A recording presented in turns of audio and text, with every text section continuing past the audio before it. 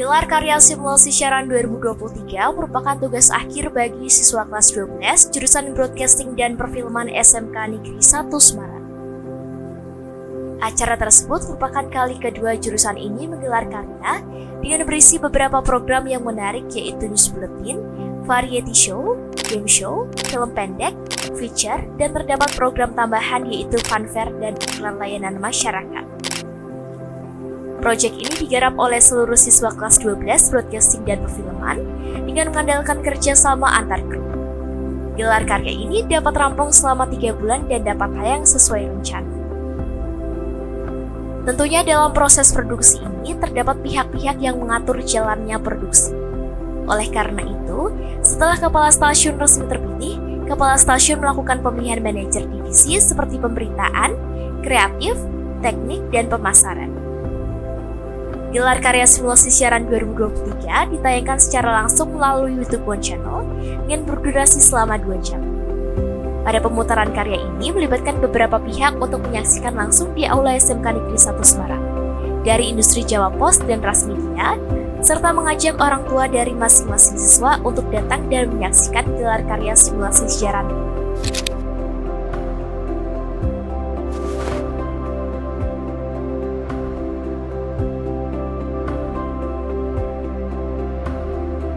Simulasi siaran televisi dimulai pada bulan September sampai 9 November.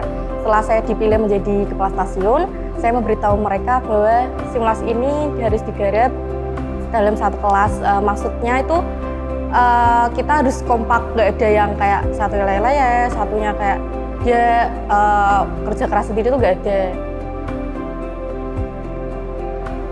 1 minggu sekali saya mengajukan kumpulan di mana saya menanyakan setiap program apa masalah sama kendala yang dihadapi. Terus juga saya membebaskan mereka untuk berpendapat tanpa menyudutkan mereka. Pada program News Bulletin kita menyajikan 9 berita yang akan kami tayangkan. Di antaranya yaitu 1 berita live report, 2 berita soft news, dan 6 berita select news. Yang kemudian pada akhir segmen itu akan ditutup oleh pembacaan koalisi partai yang akan dibacakan oleh news anchor kita. Kita itu mulai riset berita itu pada bulan September hingga bulan Oktober. Kemudian kita mulai riset offline itu riset offline dan tag video itu pada bulan November awal hingga selesai pada tanggal 8 November.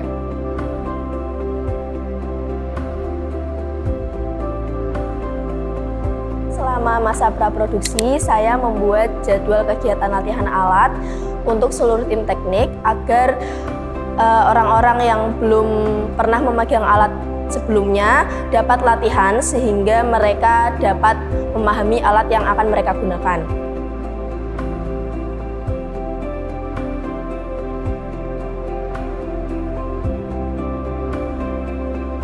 Di simulasi siaran 2023 ini kita kan butuh dana yang banyak ya. Jadi untuk memenuhi berbagai kebutuhan dari acara live sampai dengan acara yang tapping. Nah itu perlu dana yang lumayan banyak dan nggak biasa. Jadi kita harus mengumpulkan dana-dana tersebut untuk memenuhi kebutuhan kita. Karena itu kan kayak perlu proses yang panjang kan, jadi kita nggak cuma 1-2 orang aja yang melakukan kegiatan itu. Jadi kita juga membagi-bagi kelompok, ada yang jadi tim makanan, ada yang jadi tim minuman, ada juga yang jadi tim rosok, dan juga ada juga yang cari sponsor-sponsor gitu.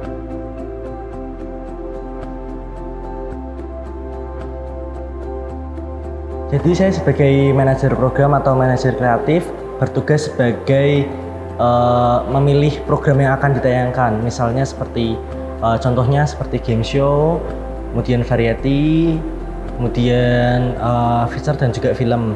Untuk feature dan film sendiri itu sudah kami kerjakan secara tapping dari hari sebelumnya.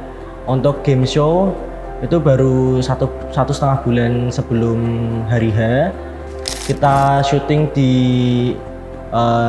lapangan umum dan menyewa tempatnya karena model game show-nya itu seperti sport gitu.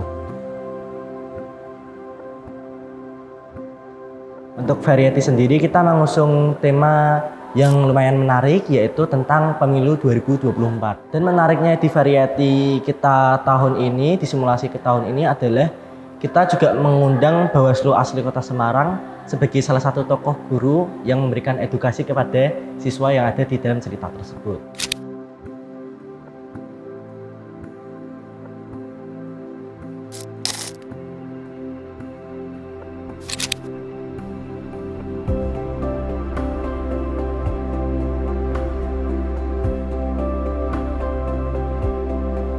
Agar simulasi siaran televisi berjalan lancar, kami melaksanakan rehearsal selama 3 hari.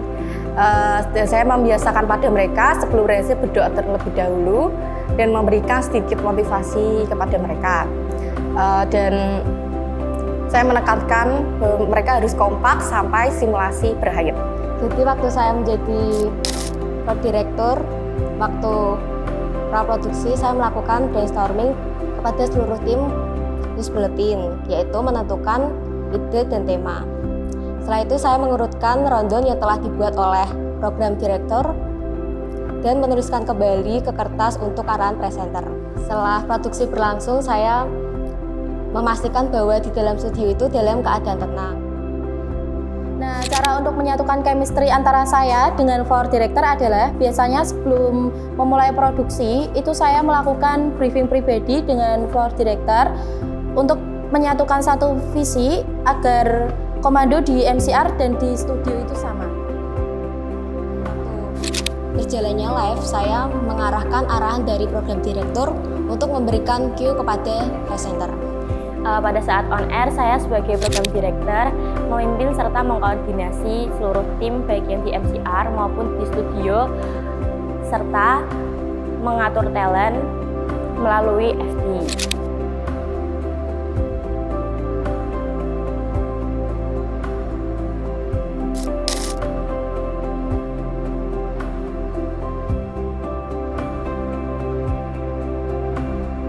Sebagai FD di program Variety, bertugas untuk mengatur jalannya acara saat live dimulai. Sebelum acara dimulai, saya melakukan briefing terlebih dahulu kepada talent dan seluruh kru yang bertugas. Saat live dimulai, saya mengatur semua kegiatan yang ada di studio sesuai arahan PD dan rundown yang sudah dibuat. Arti simulasi siaran televisi ini bagi saya sendiri, sebagai kepala stasiun, saya belajar mengenal sifat orang yang berbeda-beda. Saya harus bisa memanage waktu dengan baik, antara praktek DNA, saya harus bertanggung jawab apa yang saya lakukan, terus saya harus berani berbicara di depan banyak orang dan berani memimpin di depan banyak orang.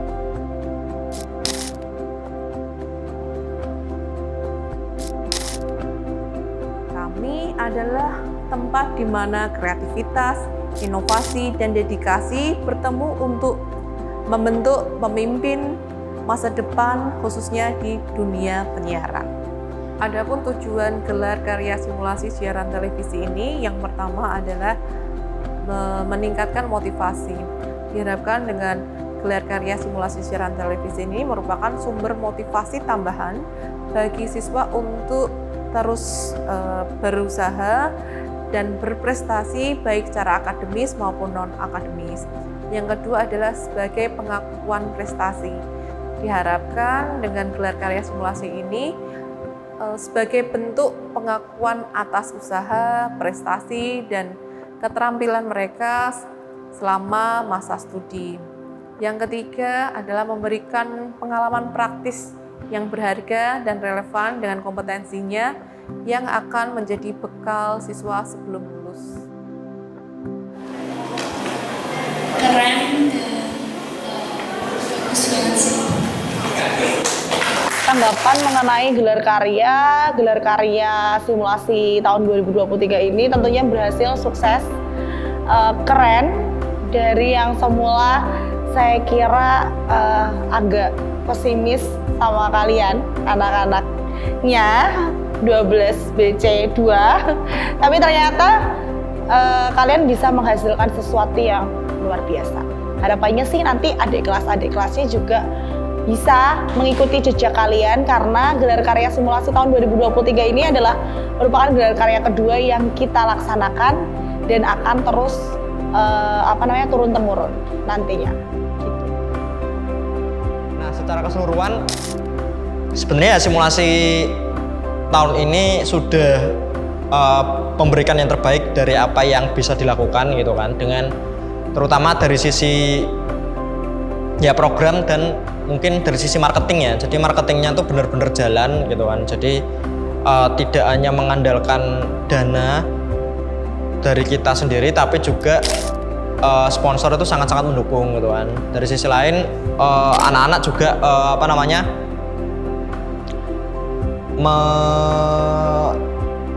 melakukan marketing itu dengan total gitu. Jadi ada penjualan produk, ada sponsor fresh money juga ada gitu kan. Dan untuk penjualan produk itu mungkin cukup efektif ya. Jadi kita menjual produk lalu mendapat keuntungan berapa persen itu sangat membantu juga gitu kan. Dan itu lebih bisa diandalkan sih daripada hanya fresh money, karena semakin kita rajin maka semakin banyak yang kita hasilkan gitu. Lalu ada jualan, terus mengumpulkan barang-barang bekas untuk dijual. Nah, itu sangat bermanfaat untuk simulasi ini, dan marketingnya cukup meningkat daripada tahun-tahun sebelumnya gitu. Jadi